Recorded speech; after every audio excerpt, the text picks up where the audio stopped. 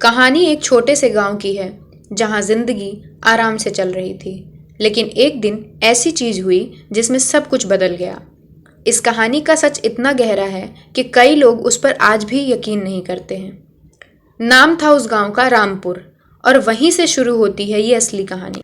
रामपुर एक शांत और मिट्टी से जुड़ा हुआ गांव था।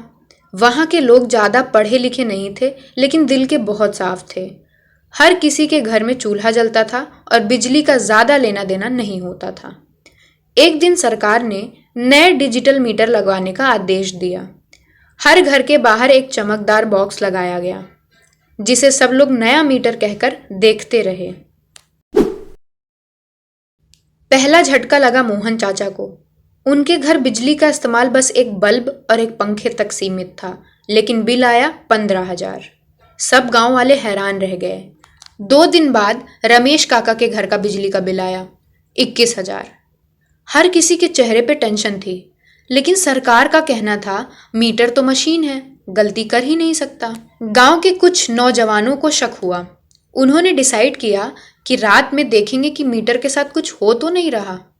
एक रात 3 लड़के, दीपक, सोहन और रवि, रात के 2 बजे गांव के पुराने चौक तक गए। वहां उन्होंने एक आदमी को देखा, वाइट शर्ट और ब्लैक कैप पहने हुए। वो आदमी मीटर बॉक्स के साथ कुछ कर रहा था। जब इन तीनों ने उस आदमी को बुलाने की कोशिश की तो वो बहुत तेजी से जंगल की तरफ भाग गया। अगले दिन ये बात सरपंच को बताई गई, लेकिन उन्होंने बस एक बात बोली, ये सब बकवास है, सारे मीटर सही से काम कर रहे हैं।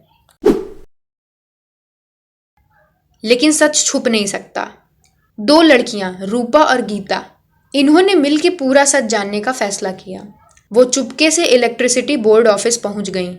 वहां एक पुरानी फाइल मिली जिसमें लिखा था रामपुर गांव में फॉल्टी मीटर्स लगाए गए हैं जो एक्स्ट्रा यूनिट्स शो कर रहे हैं।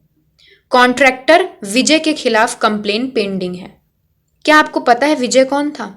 विजय कोई और नहीं बल्कि गांव के सरपंच का छोटा भाई था।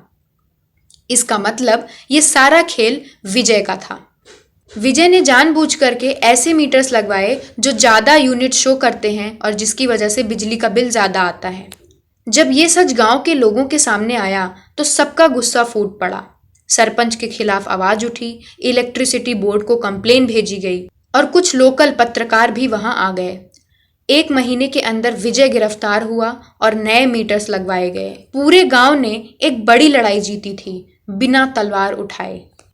रामपुर सिर्फ एक गांव नहीं था, वो एक मिसाल बन गया था जहां लोगों ने अंधेरे से लड़कर रोशनी लाई थी। ये कहानी उन सब के लिए है जो समझते हैं कि उनकी आवाज कुछ नहीं बदल सकती, क्योंकि जब आवाज मिलती है तो सिस्टम का भूत भी भागता है। आपको ये कहानी कैसी लगी कमेंट में ज़रूर बताइएगा, और मिलते हैं किसी और कहानी के साथ। तब तक के लिए धन्यवाद।